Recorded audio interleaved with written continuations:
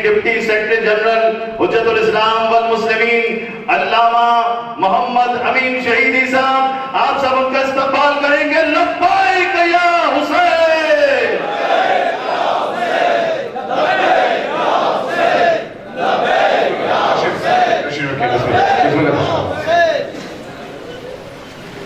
اعوذ باللہ من الشیطان اللعین الرجیم، بسم اللہ الرحمن الرحیم، اعوذ باللہ من شرور انفسنا ومن سیئات اعمالنا، الحمدللہ رب العالمین بارئ الخلائق اجمعین، والصلاة والسلام علی جمیع الانبیاء والمرسلین، سیما من سمی فی الآفاق بأحمد وفی الارض بأبی القاسم محمد،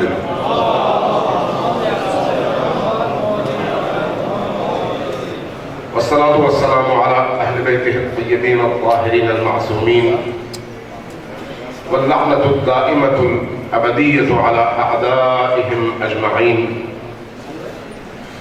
قال الله تبارك وتعالى في كتابه المجيد وهو أصدق القائلين وقوله الحق، بسم الله الرحمن الرحيم، إنما وليكم الله ورسوله والذين آمنوا صلوات جيدا محمد وعلى محمد.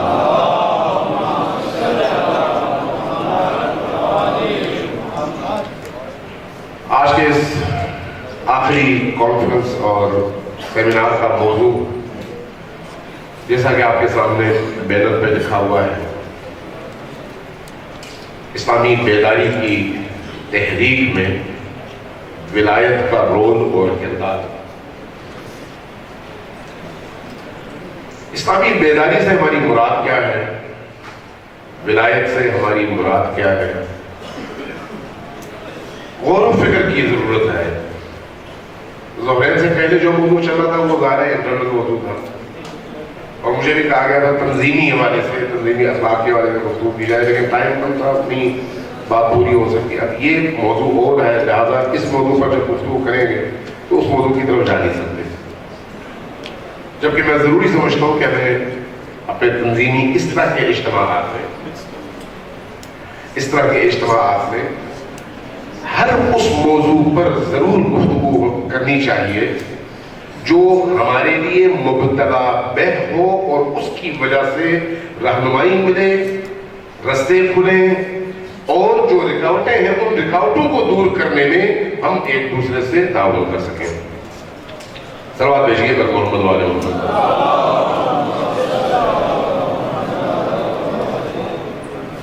جب آپ مکتب تشیع پر غور کرتے ہیں، مکتب تشیع باقی مکاتب کی نسبت جس وجہ سے ممتاز ہے وہ وجہ ولایت کا تصور ہے، یعنی یہ ولایت ہے جس نے مکتب تشیع کو ایک پویا، متحرک اور ہمیشہ ہر زمانے کے تقاضوں کے مطابق معاشروں کو اپنے ساتھ لے کر چلنے والے مکتب کے طور پر پیش کیا ہے۔ یہ ولایت کا عقیدہ ہے جس کی وجہ سے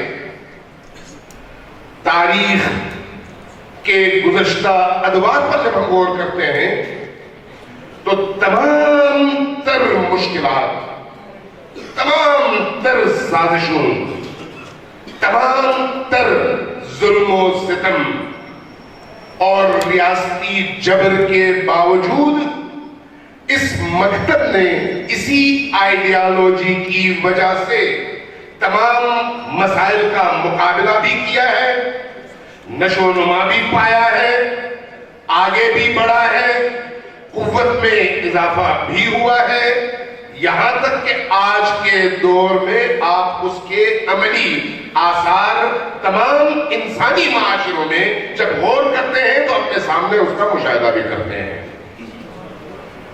مکتب تشیع اور باقی مکاتب میں فرق کیا ہے؟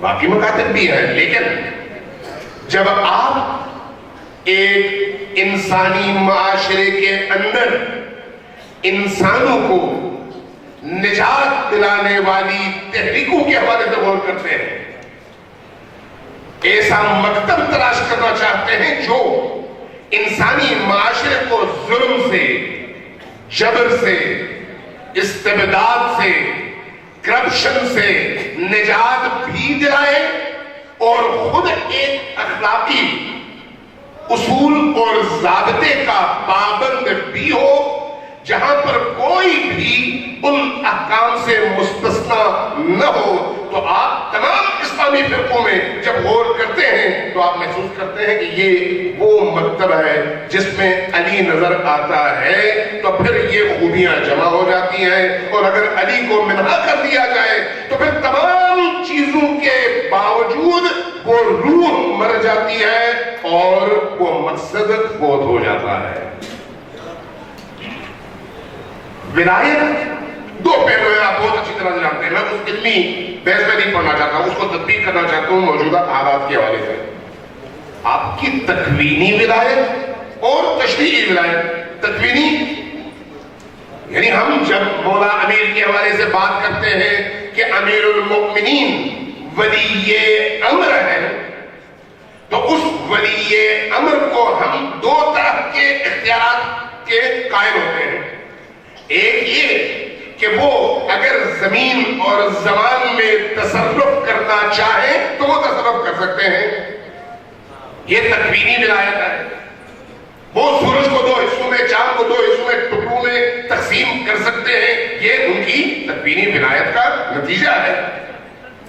ان کے وہ کمالات جن کو آپ فضائل عربی سے ثابت کرتے ہیں، میں اس بحث میں نہیں پڑھنا چاہتا، یہ ایک تکوینی بحث ہے، تکوینی موضوع کے حوالے سے ایک الگ بحث ہے۔ اور دوسری طرف تشریعی، یعنی تشریعی جب بحث کرتے ہیں، تشریعی ولایت سے مراد کیا ہے؟ علی کی حکومت،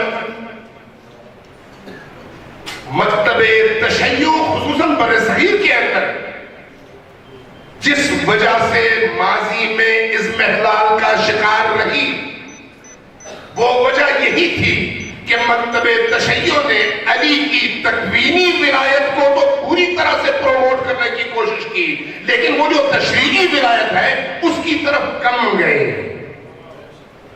تشریعی ولایت کا اگر ہم سہارا لیتے تو اس کا نتیجہ انقلاب اسلامی ایران کی صورت میں ہمیں وہاں پر نظر آتا ہے، جہاں پر اس کے آثار بھی نظر آتے ہیں۔ اس لیے جب امام خمینی کا انقلاب آیا تو جو لوگ اس طرز تفکر کے عادی تھے ان کو یہ ایک ایسی حکومت لگی جس کے بارے میں انہوں نے کہا کہ اب مجتہدین نے، مراجع کرام نے سیاست میں حصہ لیا ہے، وہ ان کی تقلید بھی چھوڑ دو، اس لیے جو انہوں نے غلط کام کیا ہے۔ کیوں؟ اس لیے کہ مکتب تشیع کے اس تصور ولایت سے وہ آگاہ اور آشنا تھے ہی نہیں۔ اس کے بہت سارے لوگوں نے یہ کہا کہ امام خمینی ایک نئی چیز لے کے آئے ہیں، نئی چیز تو نہیں تھی۔ امام خمینی کا ایک جملہ ہے اور سب جانتے ہیں کہ ولایت فقیہ تسلسل ہے حرکت انبیاء کا۔ جب آپ انبیاء کو یہ حق دیتے ہیں کہ وہ انسانی معاشرے کے اندر ظلم اور جبر کے خلاف پوری قوت کے ساتھ کھڑے ہو کر توحیدی نظریے کو نافذ کر کے ہر ظالم کو تخت ظلم سے نیچے اتار کر اس کے ظلم اور غرور کو جوتوں تلے کچلے، تو یہ کس طرح سے ممکن ہے؟ تکوینی ولایت یا تشریعی ولایت؟ انبیاء نے ہمیشہ اپنے اس اختیار کو استعمال کیا ہے جس کی تقلید میں عام عوام بھی باہر نکل سکے۔ اگر آپ تکوینی ولایت میں جائیں گے تو پھر آپ کو پھر علی کی طرح سے ایسا انسان تلاش کرنا پڑے گا جو ٹکڑوں میں چاند کو، زمین کو، کائنات کے تمام امور میں تصرف کر سکے، اور اس طرح کا انسان آپ کو کوئی نہیں ملے گا علی کے علاوہ۔ لیکن جب آپ تشریعی ولایت کی بات کرتے ہیں، یعنی اللہ تبارک و تعالیٰ نے اس ولی کو یہ اختیار دیا ہے کہ وہ قانون سازی کرے اور اللہ کے حکم کو انسانی معاشرے میں اس طرح سے نافذ کرے کہ انسان اپنے مجموعی انسانی کمال کے سفر میں اس منزل تک پہنچے جو منزل اللہ نے انسان کے لیے رکھی ہے۔ اور یہ ایک سفر ہے، انسانی معاشرے کا سفر۔ انبیاء اسی لیے آئے، ائمہ بھی اسی لیے آئے۔ وہ آتے کیا کرتے ہیں؟ وہ آ کے لوگوں کی رہنمائی کرتے ہیں. اور جب ہم علی کی ولایت کا تذکرہ کرتے ہیں تو جو سقیفہ میں ولایت چھینی، امامت چھینی، اس کا تعلق تکفیریات سے نہیں ہے. وہ علی سے کوئی نہیں چھین سکتا، کسی کے بس کی بات ہے ہی نہیں. ہاں تشریعی ولایت جس کو آپ حکومت کہتے ہیں وہ چھن گئی. ائمہ اطہار علیہ السلام کی زندگی کا بنیادی ہدف کیا تھا؟ اس ولایت کے لیے زمین ہموار کرنا. یہ جو تکوینی ولایت ہے یہ کسی کا باپ بھی اسے نہیں چھین سکتا، کیونکہ اندر کی وہ قوت ہے. امام حسین علیہ السلام نے یزید کے خلاف اگر قیام کیا تو کس لیے کیا؟ اس لیے کہ اس تشریعی ولایت کا قیام عمل میں آ سکے. آپ جب ایک مجتہد اور ایک مرجع تقلید کو اپنا ولی مانتے ہیں، ولی فقیہ سے قطع نظر میں بات کر رہا ہوں، یعنی انقلاب سے پہلے جو تصور تھا تو اس میں بھی آپ کہتے تھے کہ وہ جو مجتہد جامع الشرائط ہے اس کو اختیار ہے اللہ کی طرف سے کہ آپ کے امور میں تصرف کر سکے. یہ تصرف معنوی نہیں ہے، تشریعی اور قانونی ہے. اور جب امام خمینی نے ولایت فقیہ کا یہ تصور دوبارہ زندہ کیا تو اس میں یہ بات سامنے آئی کہ اللہ تبارک و تعالیٰ نے اگر قرآن کریم میں حدود کی آیات نازل کی ہیں، اگر اسلام کے عملی نفاذ کے حوالے سے بہت سارے احکام قرآن میں مذکور ہیں اور رسول کریم کی سیرت میں مذکور ہے، تو اس کے لیے جس نظام کی ضرورت ہے اس نظام کو نظام ولایت کہا جاتا ہے. اور اس نظام کے سر پر راز کے طور پر جو شخص حاکم کے طور پر آپ کے سامنے ہوگا اس کو ولی اور ولی فقیہ کہا جاتا ہے، جس کے پاس یہ اختیار اسی اختیار کا تسلسل ہے جو نبی کے پاس تھا، جو امام کے پاس تھا. اور جب آپ اس اعتبار سے ولی اور ولایت کو دیکھتے ہیں تو آپ محسوس کرتے ہیں کہ انسانی معاشرے کو اگر کسی قاعدے ضابطے کا پابند کرنا چاہیں تو پھر وہاں پر آپ کے پاس ایک ایسے شخص یا ایک ایسے منصب کا ہونا ضروری ہے جس کا حکم ماننا آپ کے اوپر اللہ کی طرف سے واجب ہو. اگر اللہ کی طرف سے واجب ہوگا تو پھر آپ جب اس کی مخالفت کریں گے تو وہ مخالفت اللہ کی مخالفت کہلائے گی، شخص کی اور اس منصب کی نہیں. جو آپ کی مادی حکومتیں ہیں جہاں پر یہ تصور نہیں ہے وہاں پر یہ بات بھی نہیں ہے. اس لیے خلفاء کے مکتب میں چونکہ ولایت کا وہ ولایت کی کڑی اور ولایت کی وہ زنجیر اللہ سے جڑی ہوئی نہیں ہے، اس لیے جب آپ خلیفہ کی مخالفت کرتے ہیں تو وہ خلیفہ کی مخالفت تو شمار ہوتی ہے، اللہ کی مخالفت شمار نہیں ہوتی. یعنی یہ جو آپ ولی کا تصور رکھتے ہیں، ولی کا عقیدہ رکھتے ہیں، یہ عقیدہ امامت کے نتیجے میں یا امامت کے تسلسل میں ہے. اور امامت کا جو عقیدہ ہے وہ نبوت اور ولایت کا وہ تسلسل ہے جو انبیاء کو اللہ تبارک و تعالیٰ نے عطا کیا ہے اور اس کا تعلق اللہ سے ہے. اس طرح سے آپ اللہ سے لے کر اس ولی تک ایک زنجیر بناتے ہیں اور کہتے ہیں کہ اس ولی کی اطاعت اللہ کی اطاعت ہے اور اس ولی کی مخالفت اللہ کی مخالفت ہے. لہذا جب آپ اس تصور کے ساتھ ایک اجتماعی جد و جہد کا آغاز کرتے ہیں تو پھر آپ کا جینا بھی اللہ کے لیے ہو جاتا ہے اور آپ کا مرنا بھی اللہ کے لیے ہو جاتا ہے. جب آپ اس تصور کے ساتھ آتے ہیں مظاہرے میں تو آپ کا مظاہرہ اللہ کے لیے اللہ کے دشمنوں کے مقابلے میں قیام سمجھا جاتا ہے. پھر یہ ثواب کا کام ہے، پھر یہ سیاسی نہیں کہلاتا جو عام روٹین میں جس کو آپ سیاست کہتے ہیں، وہ نہیں ہوتا ہے. یہ پھر آپ کی عبادت کہلاتی ہے. جب آپ اس تصور کو لے کر عملی زندگی میں قدم رکھتے ہیں تو پھر آپ کی عملی زندگی کی جد و جہد کا ہر پہلو وہ ہوتا ہے جو آپ کی عبودیت اور بندگی کا حصہ ہے اور آپ کی ذمہ داری ہے. لہذا جب آپ اس اعتبار سے ولایت کے کردار کو دیکھتے ہیں تو پھر آپ کو یہ سمجھنے میں بڑی آسانی ہوتی ہے کہ کسی بھی معاشرے کے اندر اگر آپ ایک حرکت پیدا کرنا چاہیں تو یہ حرکت اسلام اور دین کی روح میں تو موجود ہے، اس کو آپ نے کشف کرنا ہے، اس کے اوپر سے موجود غبار کو ہٹانا ہے اور اس کو اپنانا ہے. کوئی نئی چیز نہیں ہے. امام خمینی بھی کوئی نئی چیز لے کر نہیں آئے. کیا کیا امام خمینی نے؟ امام خمینی نے وہ جو غبار اس کے اوپر آ گیا تھا، وہ جو پردے آ گئے تھے جس کی وجہ سے یہ مفاہیم، یہ عقائد، یہ نظریات ان مٹی کے نیچے، پردوں کے نیچے چھپے ہوئے تھے، اس کے اوپر سے غبار کو ہٹایا ہے، پردے کو ہٹایا ہے اور بتایا کہ بھئی اسلام جو نبی لے کر آئے تھے وہ یہ اسلام ہے، وہ نہیں جس کو تم سمجھے ہو کہ اسلام ہے۔ لہذا جب آپ اس منطق اور اس فلسفے کے تحت ولایت اور ولایت فقیہ کو دیکھتے ہیں تو یہاں پر آپ کو سمجھ آتی ہے جب کہتے ہیں امام خمینی کہ سیاست اور دیانت جدا نہیں ہے، کیوں؟